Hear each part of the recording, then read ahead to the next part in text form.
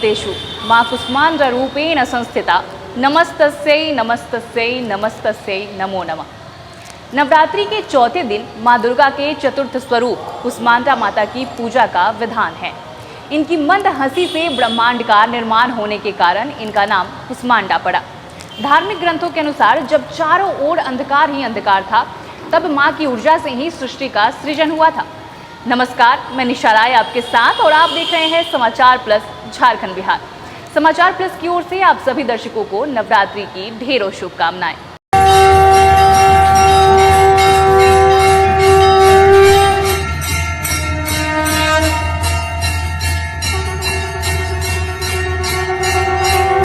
माँ कुष्मांडा की 8 भुजाएं हैं।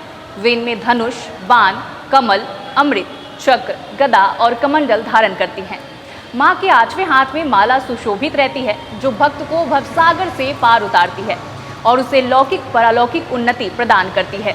देखिए एक रिपोर्ट।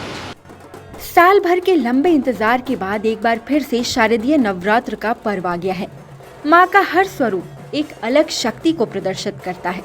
वैसे तो माँ दुर्गा के सभी स्वरूपों की पूजा करने के लिए नवरात्र में अलग अलग दिन होते हैं, मगर जातक अपनी राशि के अनुसार नव दुर्गा की पूजा कर सकते हैं। ऐसा करने पर उन्हें विशेष फल की प्राप्ति होती है और उनकी सारी मनोकामनाएं भी पूरी होती हैं। ऐसा माना जाता है कि नवरात्र में माँ दुर्गा की पूजा आराधना करने से माता हम पर कृपा बरसाती हैं। लेकिन उनकी आराधना अगर राशियों के हिसाब से की जाए तो ये और भी फलदायी कहलाता है। ज्योतिष शास्त्र के अनुसार माँ दुर्गा को प्रसन्न करने के लिए अलग अलग राशि के लोगों को अलग अलग चीजें अर्पित करनी चाहिए, जिससे माँ दुर्गा और भी ज्यादा प्रसन्न होती हैं। ज्योतिषों के अनुसार राशि और ग्रहों के बीच गहरा संबंध है। मनुष्य और पशु पक्षियों की तरह ग्रहों की भी आयु होती है। जिस तरह से मनुष्य की यौनावस्था वृद्धावस्था होती है, ठीक उसी प्रकार से ग्रहों की भी 5 प्रकार की अवस्थाएं होती हैं। वहीं अगर राशि की बात करें तो आकाश मंडल में परिक्रमा करते हुए चंद्रमा हमारे जन्म के समय जिस राशि में होता है वही हमारी राशि कहलाती है। तो चलिए आज के इस खास कार्यक्रम की शुरुआत करते हैं और इस कार्यक्रम को खास बनाने के लिए हमारे साथ मौजूद है आचार्य कृष्णकांत जी। आचार्य जी, आपका स्वागत है हमारे इस खास कार्यक्रम में। और सबसे पहले तो आपसे जानना चाहेंगे कि आज चतुर्थी दिन है और आज माँ कुष्मांडा का दिन है, तो आज के दिन किस विधि विधान से पूजा अर्चना की जाइए माँ कुष्मांडा की कि माँ प्रसन्न हो? देखिए, समाचार प्लस के दर्शकों को शारदीय नवरात्र के चतुर्थ दिवस पर अनंत शुभकामनाएं आचार्य कृष्ण की तरफ से आपको। आइए भगवती के चरणों में चतुर्थ दिवस के दिव्य मुहूर्त में भगवती के चरणों में एक सुंदर उपहार हम उपस्थित करें और भगवती हम सबों पर प्रसन्न हो। दिव्यायया ददमिदं जगदात्मशक्त्या निःशेष देवगण शक्ति समूह मूर्त्या तामंबिकामखिल देव महर्षि पूज्या भक्त्यानतास्म विदधात शुभानिशानः। जगन्नी जगदम्बा कुष्मांडा देवी हम सबों के हृदय में भक्ति प्रदान करें। सुरा से संपूर्ण कलश तथा रुधिर से भरा हुआ कलश को हाथों में धारण करने वाली कुष्मांडा हम सबों के लिए शुभदायी और मंगलदायी बने। जब भगवती दुर्गा के चौथे स्वरूप का नाम कुष्मांडा है, ऐसा शास्त्रों में वर्णन है। भगवती अपनी मंद मंद मुस्कान से संपूर्ण संसार को दीप्यमान करती हैं। जब इस सृष्टि की अस्तित्व नहीं था, तो चारों अंधकार था और हाहाकार था, तब इन्हीं देवी ने अपने इरसत हंसी से ब्रह्मांड की रचना की और इसी सृष्टि से आदि स्वरूपा भगवती जगत जननी जगदम्बा ब्रह्मांड को अस्तित्व में ब्रह्मांड का अस्तित्व हो रहा था। वो जगत जननी जगदम्बा पाराम्बा हम सबों के जीवन में मंगल प्रदान करें। मंगलदायिनी भगवती कुष्मांडा भक्तों के हृदय में विराजमान रहती हैं। जिस भाव से भक्त कुष्मांडा देवी की आराधना करते हैं, देवी जगत जननी जगदम्बा उनको इच्छित फल प्रदान करते हैं। सूर्यमंडल इनका जो आभा है, सूर्यमंडल के समान सूर्यलोक में निवास कर अत्यंत दीप्यमान है। ये 8 भुजाओं से सुशोभित हैं। इन्हें अष्टभुजा देवी के नाम से भी लोग जानते हैं और कुम्हड़े की बलि सर्वाधिक भगवती को प्रिय है। और इसके कारण से इनका नाम कुष्मांडा पड़ा। और नवरात्र के चौथे दिन कुष्मांडा देवी के स्वरूप की उपासना की जाती है और इनकी उपासना से भक्त के सारे मनोरथ पूर्ण होते हैं।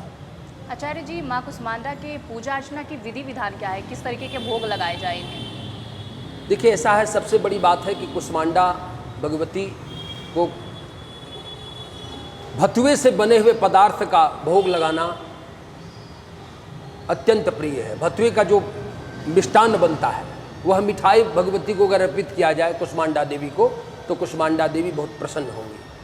और तो पहले भी मैं कहा कि भगवती को भोग लगाने के लिए बहुत वस्तु है, या चाहे हम 56 भोग लगाएं, उस 56 भोग में भथुए से बने हुए पदार्थ दिव्य मधुर मिष्टान्न अगर भगवती को अर्पित किया जाए तो भगवती प्रसन्न होगी और प्रसन्न होकर भक्त की इच्छित फल को प्रदान करेंगी। साधक को चाहिए, शास्त्रों में भी वर्णन है, शास्त्रों में ये विधान है कि भगवती की कृपा अगर किंचित भी अगर हो जाए तो भक्त का जीवन धन्य हो जाएगा। क्योंकि ये नवरात्र का जो फल है अद्वितीय है, अवर्णनीय है, अतुलनीय है, जिसका कोई वर्णन ही नहीं किया जा सकता।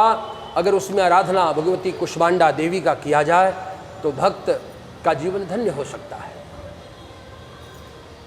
दुर्गा सप्तशती के 4th अध्याय में भगवती का दिव्य आराधना है, भगवती की सेवा है। यस्याः प्रभावमतुलं भगवान् अनंतो ब्रह्मा हरश्च नहि वक्तुमलं बलञ्च सा चंडिकाखिल जगत् परिपालनाय नाशाय चाशुभभयस्य मतिं करोति या श्री स्वयं सुकृतिनां भवनेष्वलक्ष्मी पापात्मनां कृतधियां हृदयेषु बुद्धिः श्रद्धा शतां कुलजन प्रभवस्य लज्जा तां त्वां नताश्म परिपालय देवी विश्वम। ऐसे सुंदर मंत्रों से अगर कुष्मांडा देवी की आराधना की जाए, उनका ध्यान किया जाए, तो भगवती प्रसन्न होगी और हम सबों के घर में आनंद की वर्षा होगी। बिल्कुल आचार्य जी, तो चलिए आचार्य जी ने आज बताया कि किस तरीके से माँ कुष्मांडा की पूजा अर्चना की जाए तो माँ की कृपा आप पर बरसेगी। तो हम चाहेंगे कि आप उसी तरीके से, उसी विधि विधान के साथ जिस तरीके से आचार्य जी ने बताया, उसी तरीके से अपने घर में कलश स्थापना अगर आपने की है तो माँ की पूजा अर्चना उसी विधि विधान के साथ करें। आज के इस खास कार्यक्रम या देवी सर्वभूतेषु में बस इतना ही। बाकी ये और भी कार्यक्रम में, इसी कार्यक्रम के बाकी और एपिसोड्स में तमाम बातें करेंगे। नमस्कार।